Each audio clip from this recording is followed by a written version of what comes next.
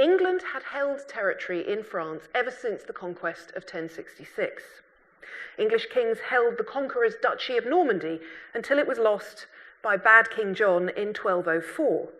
But by then, the English also held the Duchy of Aquitaine in southwestern France, which had been brought to the crown by John's mother Eleanor of Aquitaine when she married Henry II in the middle of the 12th century.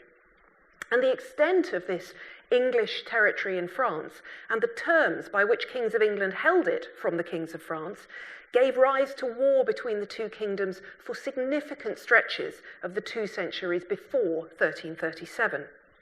So by 1337, war between England and France over rival territorial and tenurial claims already had deep roots and a long history. It's true that an English claim to the French throne hadn't been part of that previous conflict, but it's debatable whether the assertion of that claim was in fact a radical reformulation of the conflict between the two sides, or whether it was more just another string to the English king's bow. Edward III, whose claim it was, gave it up in 1360, only a quarter of the way through the 100 years of the 100 Years' War, as part of the terms of a treaty that I'll tell you more about in a moment. It was then revived by his successors, but 1453 didn't mark the end of the claim. Henry VIII, for one, was certainly serious about prosecuting it when he took an army to France in the early 16th century, and it wasn't finally given up and dropped from the English royal title until 1801.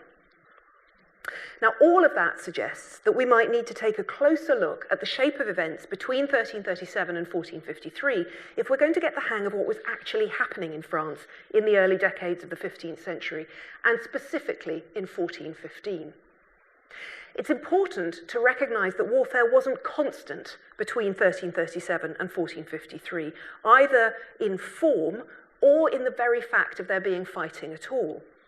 Edward III, for example, won great successes at sea at Sluis in 1340. If there are any Dutch speakers here, apologies for my pronunciation.